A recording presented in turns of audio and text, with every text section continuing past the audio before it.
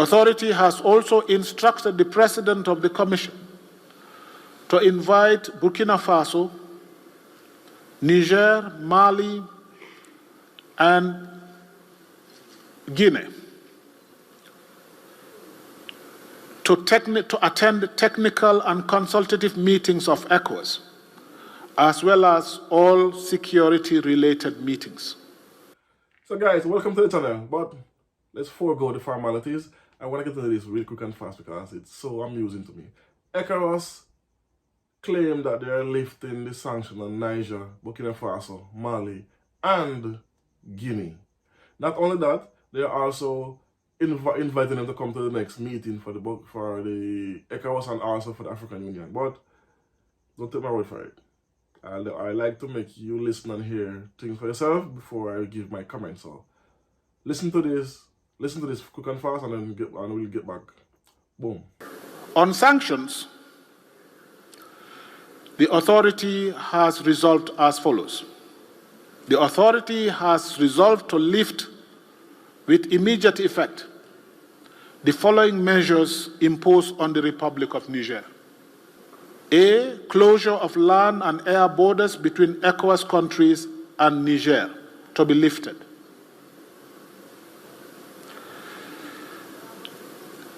No-fly zone of all commercial flights to and from Niger is to be lifted. Suspension of all commercial and financial transactions between ECOWAS member states and Niger is to be lifted.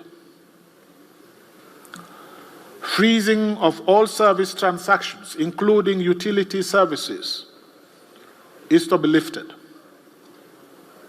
Freezing of assets of the Republic of Niger in ECOWAS central banks is to be lifted. Freezing of assets of Niger state and the state enterprises and parastatals in commercial banks is to be lifted. Suspension of Niger from all financial assistance and transactions with all financial institutions, particularly EBRD and BRID, is to be lifted. Travel ban on the government officials and their family members is also to be lifted. This decision is based on humanitarian considerations, especially as we are in the month of Lent and as we prepare for the holy month of Ramadan. The authority has also resolved to lift the sanctions regarding the recruitment of Malian citizens in statutory and professional positions within ECOWAS. The authority has also resolved to lift financial and economic sanctions on the Republic of Guinea. The authority has also instructed the President of the Commission to invite Burkina Faso, Niger, Mali, and Guinea to attend technical and consultative meetings of ECOWAS, as well as all security-related meetings. The authority calls on ECOWAS institutions, member states, YMO, and other regional institutions to implement this decision. On the withdrawal of the three countries, the authority takes note of the notifications by the three member states within the context of Article 91 of the 1993 ECOWAS Revised Treaty, and further urges the countries to reconsider the decision in view of the benefits that the ECOWAS member states and their citizens enjoy in the community. So there you see, they lift all the sanctions of Niger, specifically Niger, Burkina Faso, Mali, and Guinea. Guinea, I said Guinea. Why am I saying Guinea? Anyway, this is laughable. Why? Number one, look at it. Number one, they already left ECOWAS effective immediately. Not 1 year term as they claim they have to do. They said that they're leaving ECOWAS effective immediately. All 3 Sahel countries. So, why is it, and this is where I say it's laughable, why is it when Nigeria cut electricity to Nigeria, block their borders, sanction these countries heavily, Benin closed their port to the Sahel countries, to these 3 countries, so they can get grains and food to feed their people. So, they, after all that, for 2 years, and how they was grandstanding that they must release the president that's under house arrest, and they must transition to a civilian government. Everything was, you have to do this, you have to do that, else we're gonna sanction you, which they did, sanction these countries heavily. You heard how much things they took from these countries, from the paying system, from the bank money they seized, from the food, the gas, the whole shebang, all the stuff they did to these countries. But what happened now? Everything backfired. They thought the citizens of these countries would turn on these military leaders, and then now they don't have these countries begging on their knees. But the opposite happened. The economy grew because what, they stopped the export of their resources, especially Niger with the uranium, Burkina Faso with the gold and other minerals. And so, because of that, their economy grew, and the citizens of these countries was backing these leaders 100%. And that's key in this, because if the citizens turn against the leader, then that's when, but they stood by their leaders through the hardship. No current, no food, gas, grains, even water, the everyday amenities have to make someone's life better. But the citizens stood by them. Even when they tried to assassinate these leaders, the citizens came out against it and said, no, we love our leaders and we're going to stick by our leaders. And this is what shook ECOWAS to their core. So now, you know what? Listen to this second part. That's hilarious, and then we discuss everything all in one. Listen. The authority reiterates the urgent need for ECOWAS to expedite the operationalization of the standby force in its kinetic mode to fight against terrorism in the region, including the elements of the multinational joint task force and the Accra Initiative. In this regard, the authority instructs the Commission as soon as possible to convene the meeting of Ministers of Finance and Defense to propose modalities for financing and equipping counter-terrorism force.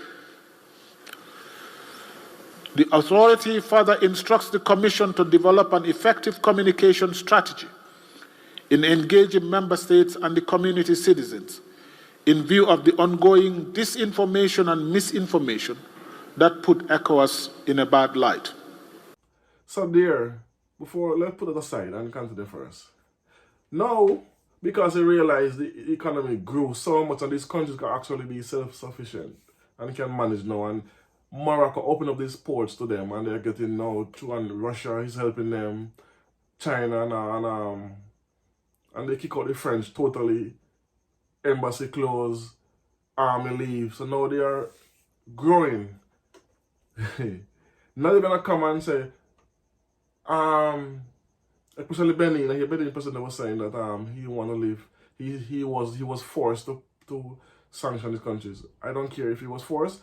You're a sovereign nation. You can resist them. But no, they choose to join with ECOWAS and hamper this country's growth, even though you didn't really did it. Anyway, let's go to the second part of the video where they said that if they leave, they're gonna lose the I have to write it down. 1 minute.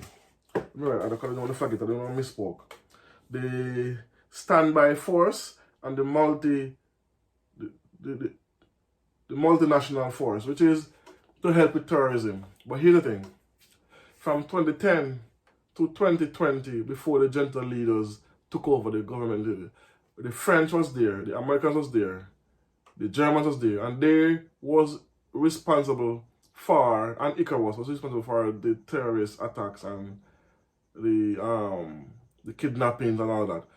But during those 10 years, everything grew. They lose more grounds, more groups, insurgent groups invaded these countries, more people got kidnapped, more people got unalive, more buildings got burned.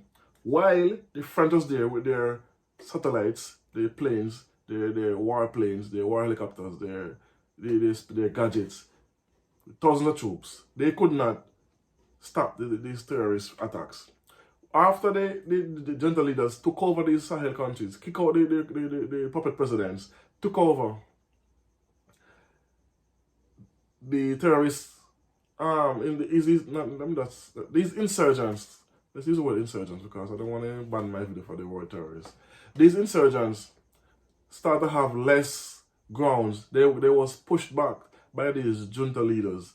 Like literally pushed them back way back, and they gained back their ground that was confiscated, that was captured, and they clear out. Now people are living more peaceful lives, and they're going about their business day, and everything's going on. But to show you what's the word I'm looking for?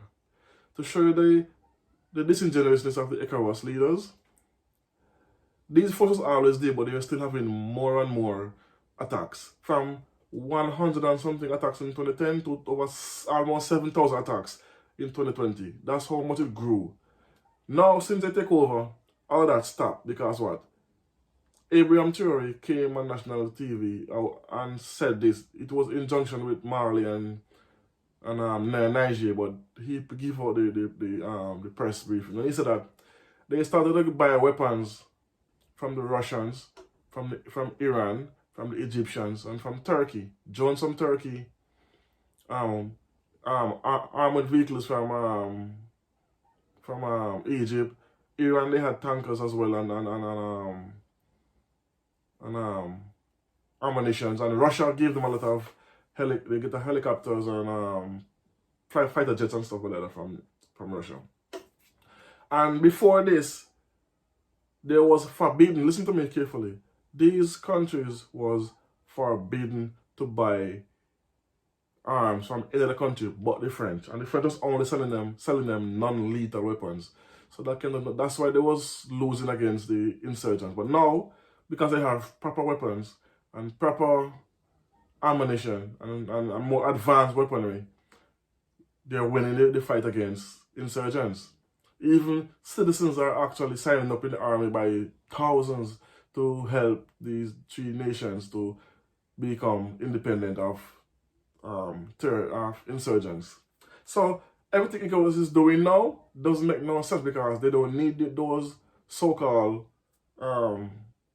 help from them because there was no helping them before. And it was a long video that's cut up of people. I will play the full video so you can get a full understanding of what. It was an 80-minute long video, but I just cut it down to show you these two specific points. And they're talking about they're gonna get back aid from the IMF and the World Bank. Anytime the IMF or the World Bank give any money to any African nation, that's a bribe. Because the World Bank and the IMF do nothing for free. They don't go around giving out hundreds of millions of dollars for free. They're gonna recover that money some way.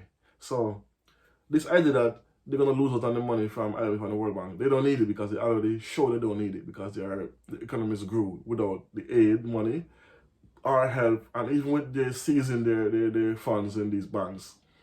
So that does not 1 2 make 3. So ECOWAS is feeling the hurt. Nigeria economy is blowing up. Like it's blowing up. Their currency is in deep fall. It's falling against the dollar. They are losing. The citizens are losing their jobs left, right, and center. The economy is basically shitty right now. Same thing with Benin. Benin economy took a hit when they had banned ECOWAS, the Sahel countries, from using the port.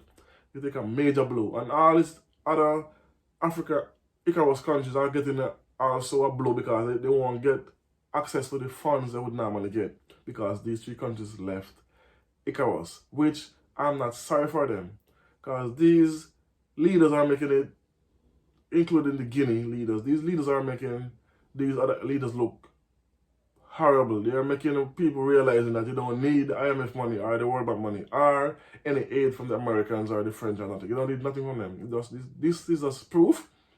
This is one of the reasons why they are holding down. They're trying to have these countries under wraps and try to hold them down because they are making the entire continent look weak.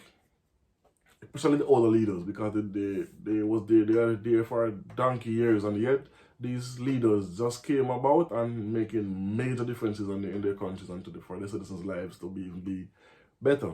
So, no thanks to thanks but no thanks to the ECOWAS for lifting these sanctions because they don't really care. They already stated they are not returning to ECOWAS no matter what. It needs to be disbanded anyway because the African Union and ECOWAS is now extending the olive branch half-heartedly because they are still saying they have to release the president. But anyway, that's another story. You kick out Niger, Burkina Faso, Mali, Guinea out of the African Union for the past 4 or 5 years. They can't attend no meetings. ECOWAS same thing. And now all of a sudden, you're inviting them back in. So what changes? There still was a coup. They're still in power. So why all of a sudden you have a change of heart? Why? Because they was following the Western democracy about the African Union is no longer independent because they joined the UN. So they have to adhere to the UN rules and laws, which I find was ridiculous. African Union must be for Africa. You don't want to join the next organization. That makes no sense. That's why it's insignificant now. African Union don't have any more use to the African continent. It needs to be disbanded totally. Because they themselves saying that 93% of what they put in place does not work. I mean, no, misquote. The right quote is 93% of their decisions does not get put into effect. So why are you even there? Because you're sided with the Americans and the Western countries anyway over African countries. So they need to be disbanded. ECOWAS, same thing, because every organization that stays for too long get infiltrated and change the narrative over time. Every organization never stays true to the original formation. And that's what happened to ECOWAS. They follow the French and the Americans to sanction these countries. They got hurt way more. And even though they know they will get more hurt, they still go ahead and do it anyway to show that they do not care about their citizens. Look at Senegal. All the president had to do was step down as originally planned for his leaving office. Instead, he caused riots and big economical downfall in his country because of one decision he took for not stepping down and changing election laws. For that, his country is now in turmoil. Businesses are losing money. Citizens are losing jobs. One decision to show that they don't love their country. They rather follow the West than to actually stick to what's good for the continent. Sorry. So yeah, that's my 2 cents on that. So let me know what you think about this decision. If you think about what you think about this decision. And also I will put the full video link in the description for the entire it was an 80-minute long, as I said earlier, 80-minute long in press conference, and they talk about a lot more stuff, but I just break this down for you because this was more important parts of it. So anyway, thanks for listening, thanks for watching. Tell a friend, like, comment, share, subscribe. Boom.